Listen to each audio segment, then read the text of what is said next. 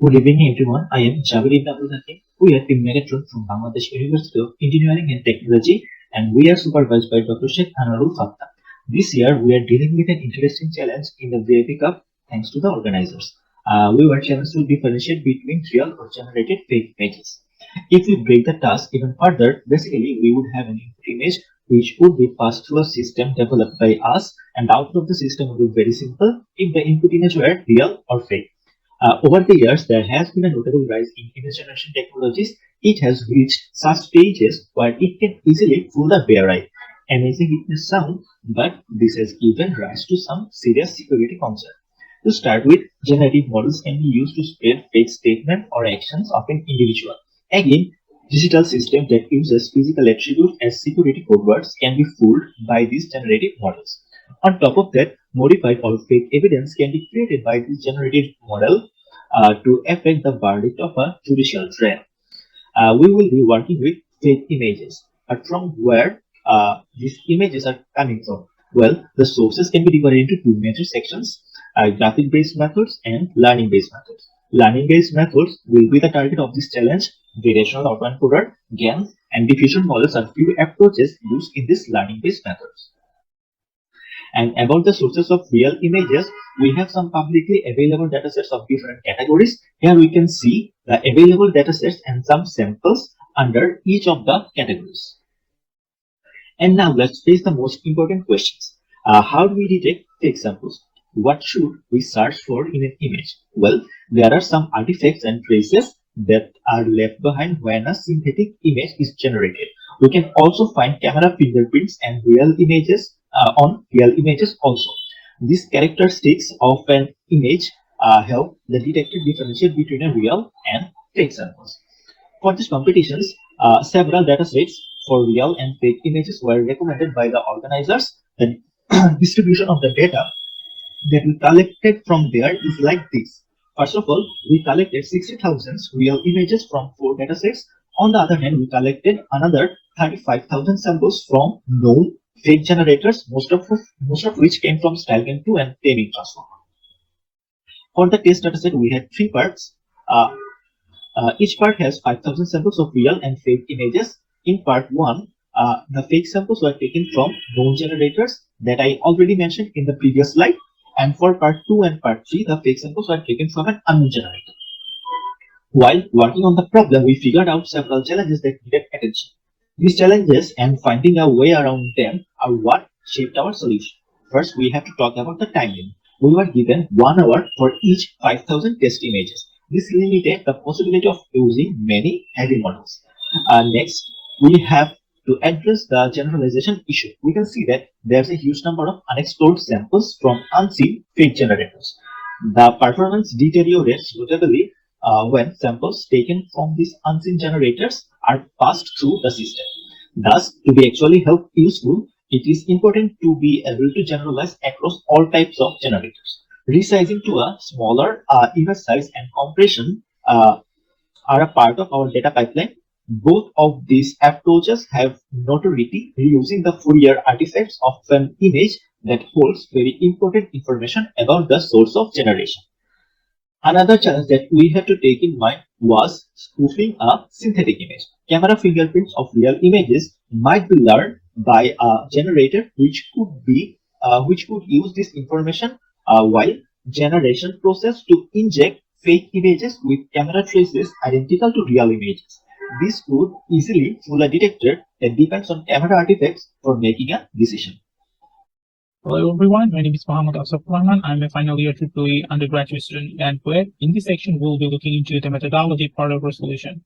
For resolution, we use deep learning strategy to detect fake images due to its versatile and accurate usage. For this task, the deep learning strategy can be divided into 2 categories. First, feature-based methods such as texture-based method and noise residual. Second is learning-based methods such as CNN and transformers. As learning-based methods are more accurate, less affected by impairments, and less vulnerable to spoof attacks, they are selected as our strategy.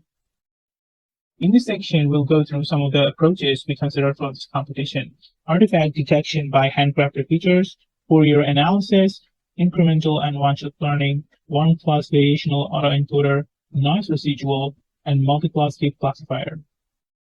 The multi-class approach utilizes a multi-class classification strategy identifying real and fake.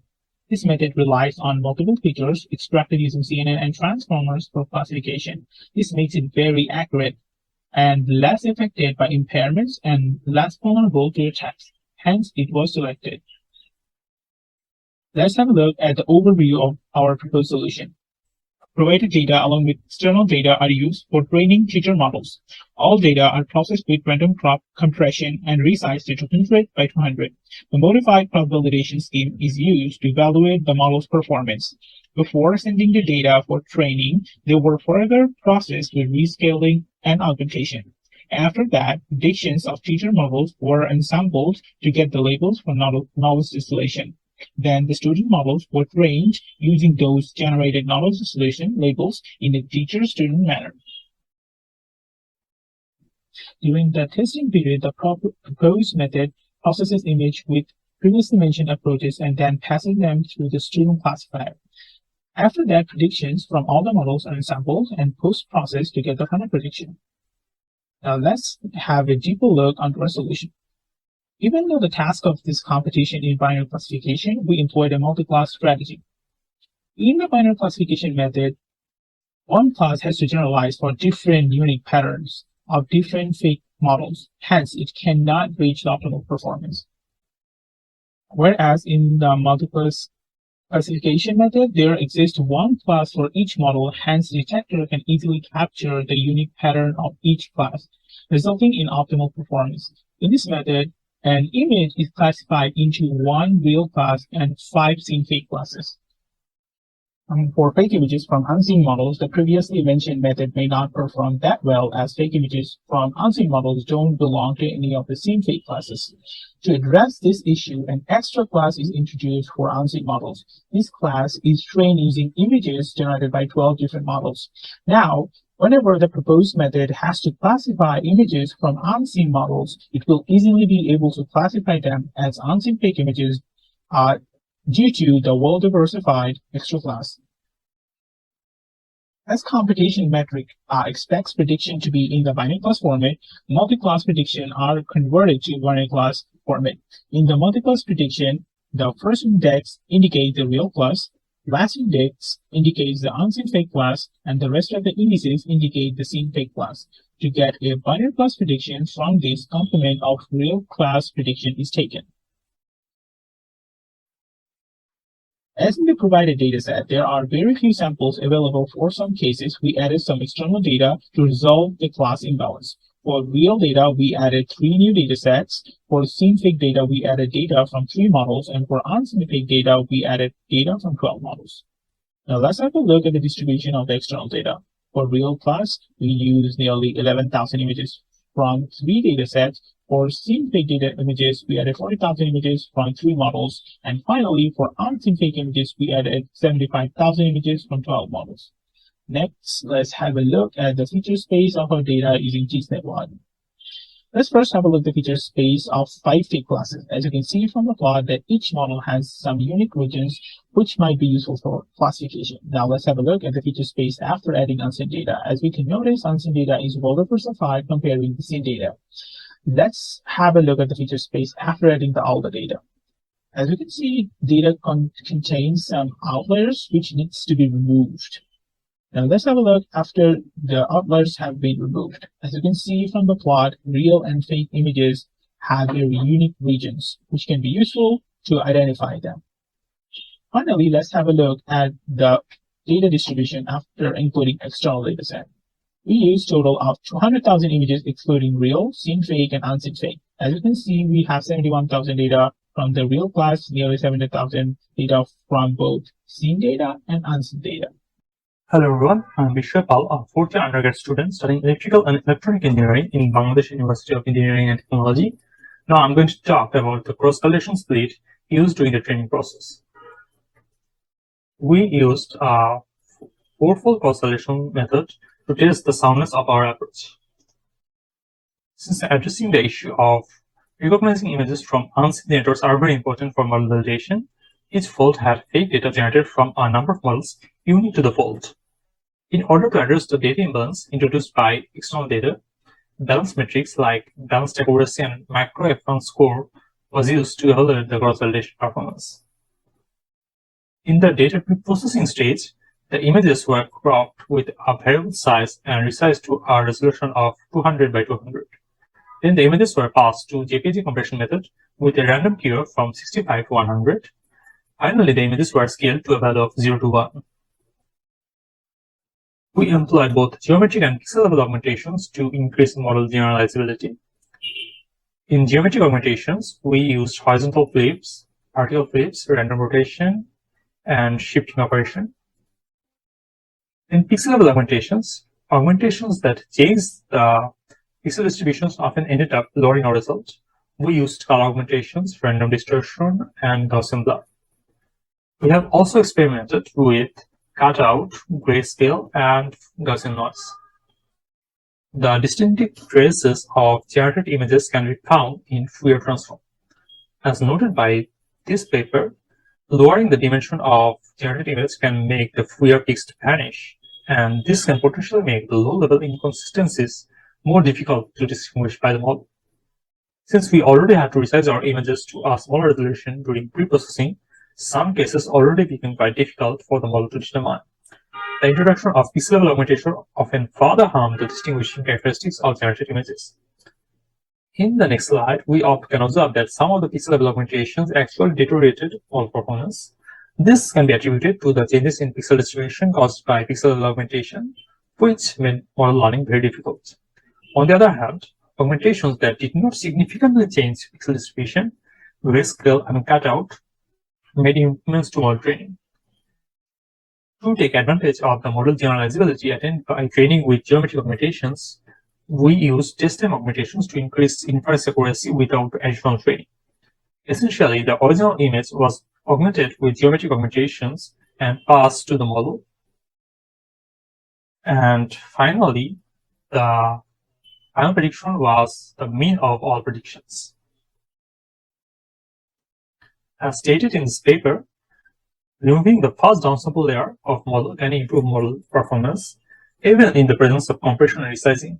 We applied this idea and found an increase in model performance. Although removing the first downsample layer leads to increased performance in CNN-based models, this method could not help much in transform models. This is due to the fact that CNNs are transition invariant, so their pretrained weights can be transferred. On the other hand, transformers lack this property. Pretrained weights are very helpful for model robustness, so we handle this issue by upsampling the input image itself for transformer training, which allowed for retraining transformer weights. The time constraint in this competition made using large models or large number of models unrealistic. To retain the model performance while reducing the number of models, we utilized knowledge distillation. In this method, the logics of the heavy models, the teacher models in this case, are used to train smaller models. Distillation losses like Gale divergence is used to bring the smaller student model logics closer to logics from larger models, which yielded performance increase despite using smaller models. We optimize the decision boundary for better predictions. Here we can observe a density plot for three cases: real, unseen, and synthetic data. We pick the threshold that gave us a better score compared to the default threshold. Finally, we took the multiples prediction of final models and averaged their prediction to get the final prediction. This helped ensure robustness of prediction and reduce the likelihood of errors due to wrong prediction by model. Moreover, ensembling also helped face spoofing issue. Hi, I'm Najibullah Sharkar, and I'll be presenting the final part of this presentation. So let us take a look at the logic distribution from our developed method. You can see that the distribution between the fake data and the real data are well separated by our optimal threshold. And let's compare this result with the existing approaches. So in the top diagram, we see the results from the 122 method. Here there is a visible intersection of fake unseen data with real data. And in the bottom diagram, the results are from Cozzolino 2021 method is shown, where the overlap between the real and fake images are way smaller, but still they are not clearly separated. Now, if we take a look at our proposed method, we can see that the real and fake data are clearly separated, so our method is actually effective. And now let's see the cross-validation balance accuracy score for our methods. We can see that the score gradually improves as we incrementally add more of our methodology. And then we see the CV score for the final 12 models from our last submission. Here we added models from a wide range of scores in order to make it more generalized ensemble. And here are our leaderboard scores for test 1 dataset, which only included data from known generators. Our best score here is nearly 93%. And here's the leaderboard score for test 2 dataset for unseen generators. And here our score is nearly 81%. Now, here are the scores of all the teams from the 5th and final submission round 1. You can see our method scored the most in both test 1 and test 2. So this commission had a time limit of 1 hour for 5,000 images. Our heaviest model needs 5 minutes, where our lightest model only needs 1 minute to do the task. So overall, our ensemble method only needed 30 minutes, beating the time limit of 1 hour by 30 whole minutes. So in other words, our method is twice as fast compared to the completion limit. Now, let's have a look at the previously mentioned challenges and how our proposed method tackles them. The first challenge was time limit. We utilized knowledge distillation to use smaller and faster student models rather than bigger and slower teacher models. We improved generalizability by collecting external datasets from diverse sources and adding augmentations. We added an extra class for unseen fake generators, where it also learned the difference between the seen and unseen generators and captured more diverse features. Then compression and resize is challenging as they diminish generator artifacts. The first downsample layer of models further diminishes these fingerprints. So by removing this layer, the model can extract the artifact features at a more suitable spatial resolution. And furthermore, we employ augmentations like cutout, which helps the model look for and focus on the correct artifact traces of the generators. And generally, spoofing attacks are generated by removing targeted features and including camera fingerprints, but CNNs make decisions by extracting multiple features, and these vary depending on the architecture. So by using ensemble, we get a combined decision based on diverse features. It's quite improbable that a spoofer model can beat all of these models combined. So now let's take a look at the interpretability of our solution. Here we have two sets of images. So after extracting the gradient activation maps of our models, we see that they correctly focus on both the invisible and visible artifacts to make the decision. In order to test the value of our model, we decided to perform a cross dataset test. Here we train our solution on the forensic plus dataset and interpret the results on the defect detection dataset. We can see that the activation maps of our model correctly focuses on the small fake faces. Here we trained a model on DFTC and infer on forensic plus. Here too our model focused on only the fake portion of the images. Then we can conclude that our proposed method actually provides a robust solution to the completion challenge, as evident by the leaderboard scores and model interpretation. And that concludes our presentation. Thank you all for listening now. And if you have any questions, please feel free to ask.